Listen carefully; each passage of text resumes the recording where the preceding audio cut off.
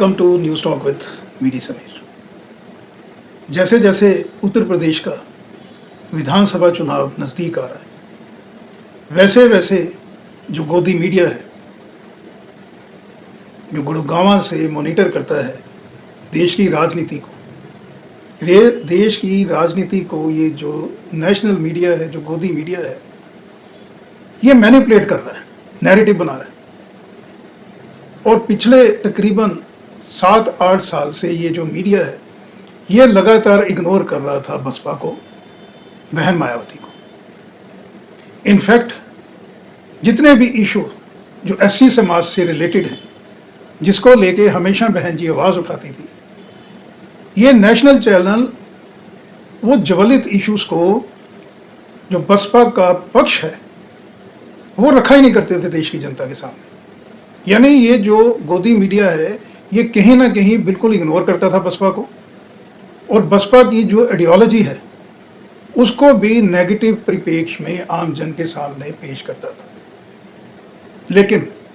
पिछले लगभग 7-8 महीने से ये सारा सिनेरियो चेंज हो गया। बहन जी ने जिस तरह से उत्तर प्रदेश की राजनीति में फिर से वापसी की है, और जिस तरह से ये वापसी भी उस संदर्भ में हुई है, उस परिप्रेक्ष्य में हुई है जब बहन जी ने अपनी पॉलिटिकल जर्नी शुरू की थी लगभग 45 ईयर्स के आसपास। वो जो एग्रेशन होता था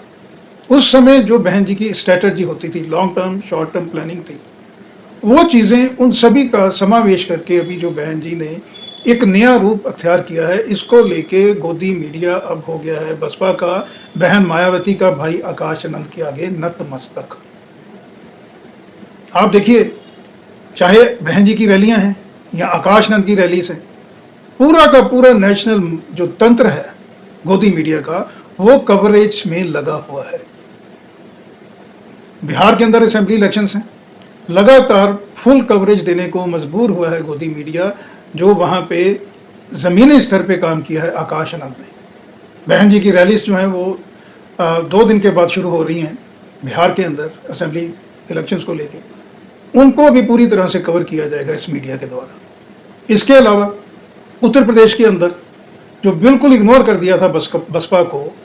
पॉलिटिकल जो बहुत बड़े बड़े पंडित हैं, सेफोलॉजिस्ट हैं, पॉलिटिकल एनालिसिस्ट हैं,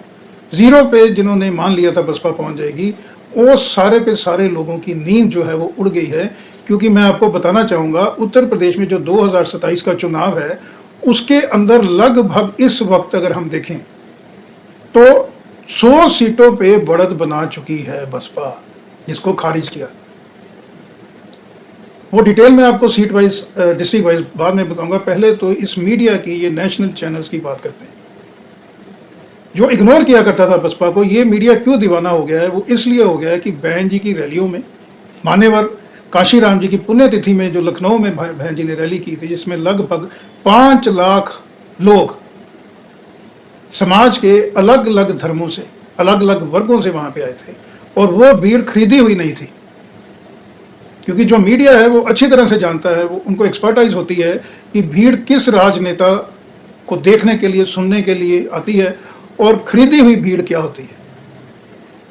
तो नेशनल मीडिया की आंखें तब खुली जब उन्होंने देखा कि 5 लाख की ये जो भीड़ है, जिसके अंदर एससी समाज, ओबीसी, जनरल कैटेगरी, माइनॉरिटी, मुस्लिम, हर तबके ने बहन जी को सुनने के लिए,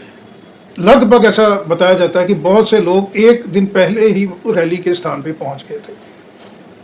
और ये भीड़ जो थी, ये खरीद के नहीं आई हुई थी, खरीदी हुई भीड़ नहीं थी। इसमें बहुत से लोग फाइनेंशियल वीकर सेक्शन के थे, जिनके पास टिकट के पैसे नहीं थे, वो बहन जी को सुनने के लिए आए थे। ये बहुत बड़ा जनाधार है जो चाहता है कि बहन जी 2007 की तरह वापसी करें उत्तर प्रदेश के अंदर। अब मीडिया को क्यों दिखाना पड़ता है? क्योंकि मीडिया जो है ये डिपेंड करता है, हर बड़ा चैनल डिपेंड करता है, बड़ा क्या छोटा, हर चैनल डिपेंड करता है टीआरपी, यानी पर्टिकुलर एक प्रोग्राम से जो रेवेन्यू जनरेशन होता है, जिससे प्रॉफिट अर्निंग होती है, फाइनेंशियल पोजीशन बढ़ती है किसी चैनल की, वो डिपेंड करता है कि किस राजनेता की फैन फॉलोइंग कैसी है, किस प्रोग्राम को किस तरह की कवरेज मिलती है, कितने लोग उसको देखते हैं, कितने लोग बड़े नेता की रिलीज में आते हैं। उन प्रोग्राम्स को लेके ही दर्शक जो है उनकी गणना को देके टीआरपी जो है वो फिर फिक्स होती है, यानी रेवेन्यू जनरेशन। अब जब से इस गोदी मीडिया ने देखा है कि बहन जी की रैलियों में लाखों की भीड़ उमड़ रही है, भाई आकाशनंद जहां भी जाते हैं, उत्तर प्रदेश के अलावा बिहार में, पंजाब में, तो भीड़ जो है वो वहां पे टिकटिकी लगा के बैठी होती है, बड़े ध्यान से विचार सुनती है बड़े नेताओं का, बसपा के। और वो जो भीड़ है, वो जैसे मैंने बताया, वो खरीदी हुई भीड़ नहीं होती है, वो जेन्युइन लोग होते हैं जो सुनने के लिए आते हैं बहन जी को, भाई आकाशनंद को। तो मीडिया इसीलिए कवर कर रहा है, मीडिया को मजबूरन कवर करनी पड़ रही है बसपा की अब हर फील्ड के अंदर एक्टिविटी, क्योंकि मीडिया की आंखें खुल गई हैं कि बसपा को बहुत ज़्यादा सपोर्ट मिल रहा है और इसके पीछे सोशल इंजीनियरिंग है। तो जो मीडिया पिछले 6-7 साल से इग्नोर कर रहा था बसपा को, बहन मायावती को, वो मीडिया अब बन गया है बसपा का दीवाना। हर छोटी से छोटी रैली, हर बड़ी से बड़ी रैली,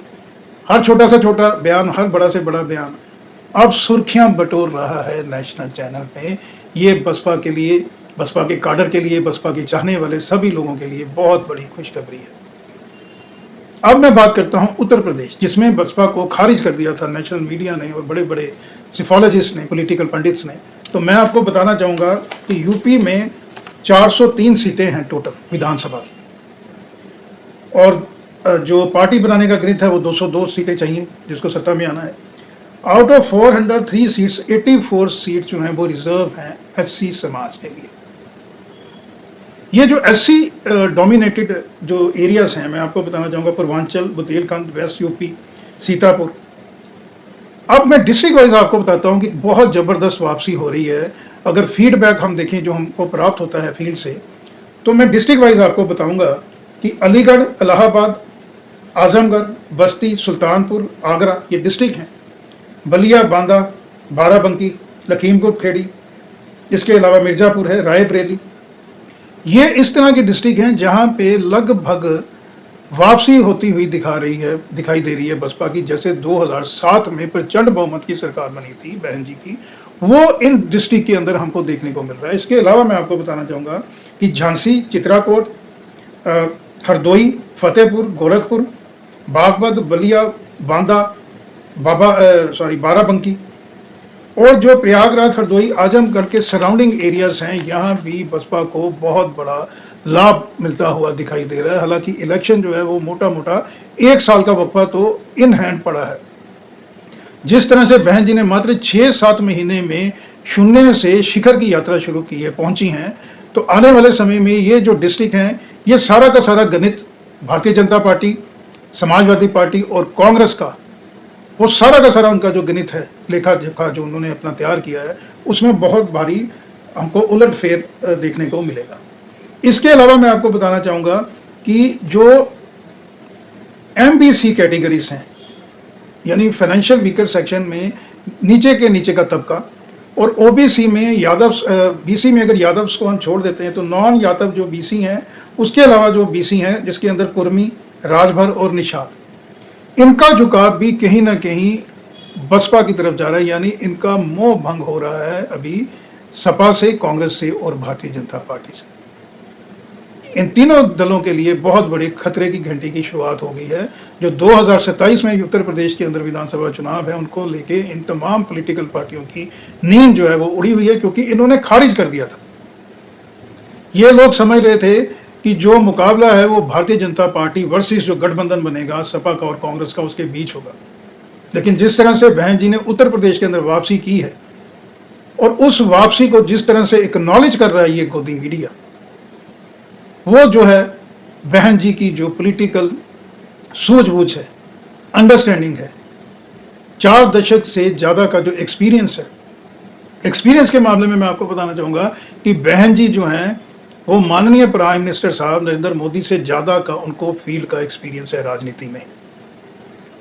मोदी साहब से पहले बहन जी उत्तर प्रदेश की मुख्यमंत्री बन चुकी थी। उस वक्त उत्तर प्रदेश के साथ उत्तराखंड भी शामिल था। यानी जो आज लोकसभा की 80 सीटें हैं उत्तर प्रदेश के अंदर, 403 असेंबली की सीटें हैं, ये इसके अंदर आप और सीटें प्लस करो, यानी उत्तर प्रदेश एक अपने आप में देश प्रदेश है और गुजरात से बहुत बड़ा है। तो अगर 1-to-1 मैच भी करते हैं, राहुल गांधी जो कांग्रेस के इस वक्त करता धरता हैं, जो कांग्रेस को चला रहे हैं, उनका तो कोई मैच बनता नहीं है बहन जी के साथ। बहन जी का अगर इस वक्त मैच मुकाबला बनता है देश के अंदर, तो वो सिर्फ प्राइम मिनिस्टर नरेंद्र मोदी हैं, और एक्सपीरियंस के मामले में और जो विनिंग फैक्टर, क्योंकि उत्तर प्रदेश बहुत ज़्यादा कॉम्प्लेक्स स्टेट है, और ये माना जाता है कि उत्तर प्रदेश से ही जो है वो जो 7 लोक कल्याण मार्ग है, यानी लखनऊ से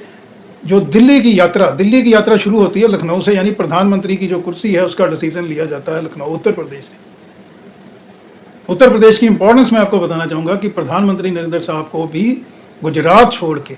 उत्तर प्रदेश से लोकसभा का चुनाव लड़ना पड़ा था 2014 में। तो वेटेज आप देख सकते हैं, उत्तर प्रदेश ही देश की राजनीति की नेशनल लेवल पे दिशा और दशा को निर्धारित करता है, क्योंकि लोकसभा सीट के हिसाब से देश का सबसे बड़ा राज्य है, और इस राज्य के अंदर बहन जी ने बूथ लेवल पे स्ट्रैटेजी बना ली है। आने वाले समय में आप देखिएगा कि तहसील, डिस्ट्रिक्ट, डिवीजन लेवल पे भाईचारा समितियां भी बनेंगी, और ये जो विपक्ष मान के बैठा हुआ था कि एससी समाज में भी जैसे बिखराव मान रहा था, कि ये जो विपक्ष का ये मानना था कि 8-10% के आसपास वोट परसेंट रह जाएगा बहन जी का 2027 के चुनाव में मैक्सिमम, आज का गणित हमको बता रहा है कि लगभग 25% के आसपास वोट शेयर प्राप्त कर चुकी हैं बहन जी। बहन जी की लीडरशिप के अंदर बसपा, भाई आकाश नंद की मेहनत के अंतर्गत इन सभी चीज़ों को प्लस किया जाए तो 25% के आसपास आज की डेट में वोट शेयर कैप्चर कर चुकी है बसपा। ये उन्हीं लोगों को पता चलेगा जो अंडर करंट को भागते हैं, जिनके अंदर जो अनबायस्ड है, और ये जो वोट प्रतिशत है ये बसपा का, बहन जी का जो टारगेट है मैं आपको बताना चाहूंगा, ये लगभग है 35% तक पहुंचना। अभी दूरी गैप ज़्यादा है, लेकिन जिस तरह से बहन जी की रैलियां सुपर जो है वो शो हो रही हैं, और जिस तरह से मजबूर हो गया है गोदी मीडिया, बहन जी बसपा के आगे नतमस्तक हो रहा है, उनको ना चाहते हुए भी नेशनल मीडिया को कवरेज करनी पड़ रही है बसपा की जो स्थिति ग्राउंड में इतनी ज़्यादा स्ट्रांग हो गई है, बहन जी की इतनी ज़्यादा पॉपुलैरिटी बढ़ गई है, यूथ लीडर के रूप में आकाश नंद ने पैंठ बना ली है उत्तर प्रदेश के अलावा बिहार, पंजाब के अंदर भी, और जो बसपा का काडर है वो हो गया है एकजुट, यानी एससी समाज। इसके अलावा स्पेशली पंजाब के अंदर और उत्तर प्रदेश के अंदर आप देखिएगा कि सोशल इंजीनियरिंग का फैक्टर जो होगा, जिसके अंदर समाज का अलग अलग वर्ग होगा, वीकर सेक्शन होगा, ओबीसी के अंदर अलग अलग कैटेगरीज हैं उनका सपोर्ट मिलेगा, स्वर्ण समाज में इकोनॉमिक वीकर सेक्शन का सपोर्ट मिलेगा, और माइनॉरिटी में जो मुस्लिम समाज है, क्योंकि आज का जो मुस्लिम है वो वेल एजुकेटेड है पहले के मुकाबले में, तो मुस्लिम यूथ अब ये मान के चल रहा है कि सपा ने और कांग्रेस ने उनको ठगा ही ठगा है वोट के नाम पे। जब सत्ता में आ गए तो मुस्लिम जो जिनका हक बनता था कैबिनेट के अंदर, स्टेट के अंदर या और कहीं भी जगह, उतनी उनको वेटेज नहीं दी गई after winning the elections by Samajwadi party and Congress.